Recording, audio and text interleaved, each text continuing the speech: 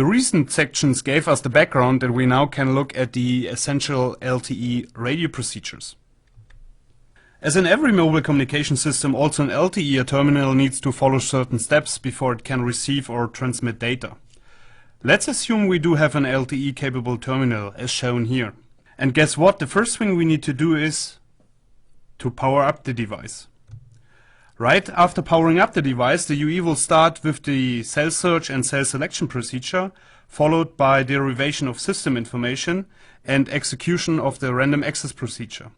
This procedure is summarized and known as LTE initial access. After the initial access procedure, the terminal is able to receive and transmit its user data. Before we now look at each of these steps separately, we need to talk about the physical signals and channels used in the downlink.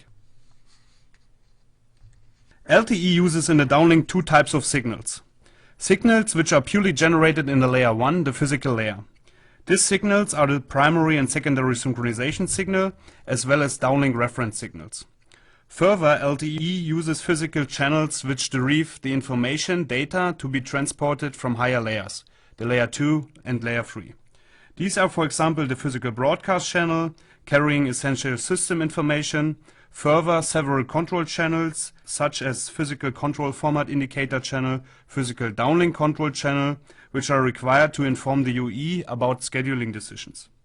The physical downlink shared channel is used to transport the data, as we will see any kind of data.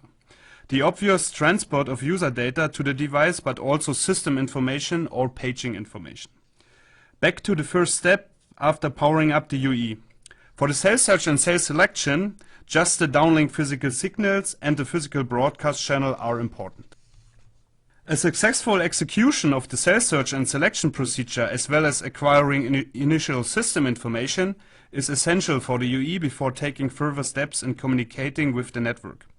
As in wideband CDMA, LTE uses a hierarchical cell search procedure.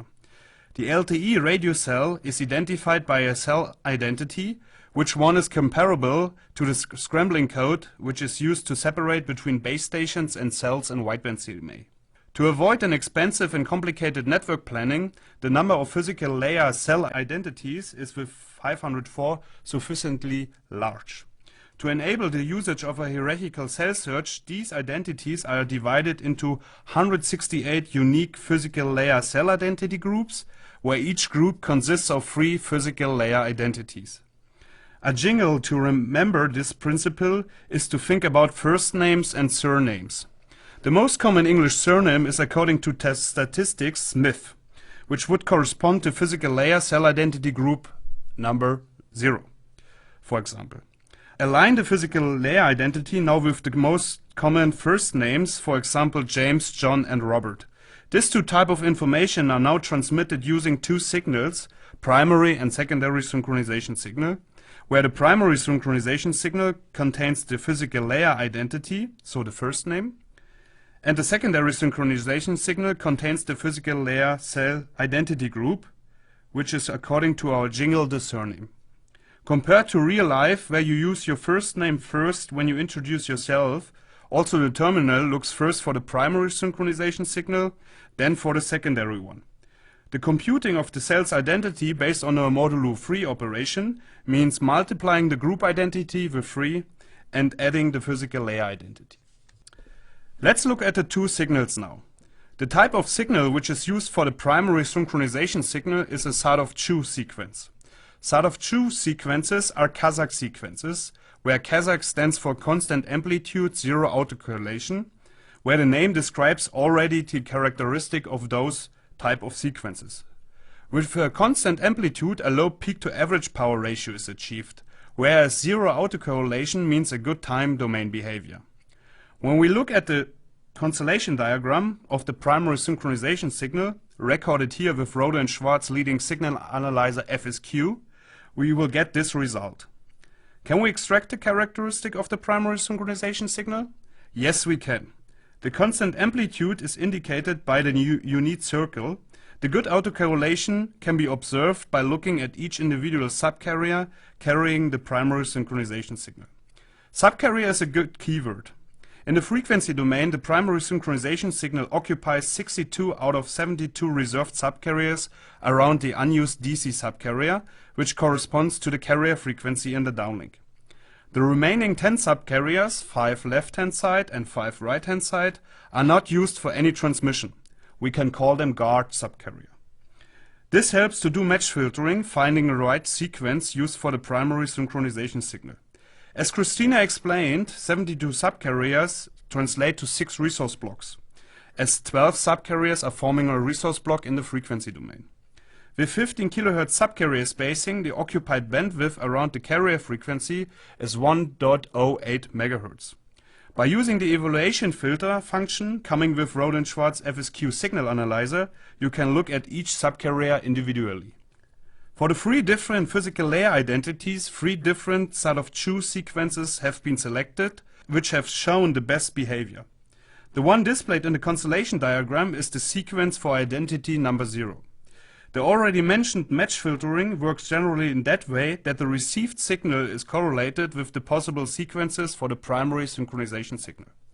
This procedure is not executed on the received analog RF signal. In fact, this happens in the digital domain. With successful match filtering, the device has identified the used physical layer identity for this cell as well as 5 milliseconds timing. Afterwards, it can execute the next step, looking for the secondary synchronization signal and the physical layer cell identity group to compute the cell's identity. Looking at the constellation diagram showing now the secondary synchronization signal, we believe to see a pure BPSK modulation. In fact, the secondary synchronization signal is represented by an interleave concatenation of 2 length 31 binary sequences. These 2 sequences are scrambled with a scrambling sequence depending on the physical layer identity, which is transmitted with the primary synchronization signal. So without finding the primary synchronization signal, the terminal cannot conclude on the secondary synchronization signal.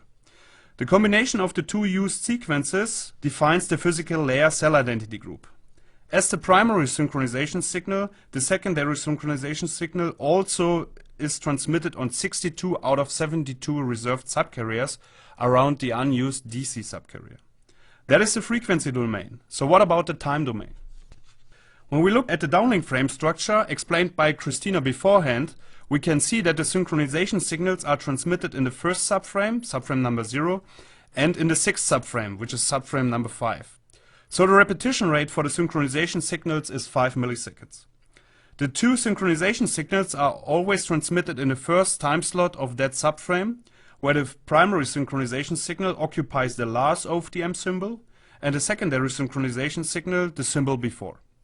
The determination of the cell's identity enables the UE to examine the pseudo-random sequence used to generate the cell-specific downlink reference signals, as the initialization of the generator based on the cell's identity and the used cyclic prefix, normal or extended.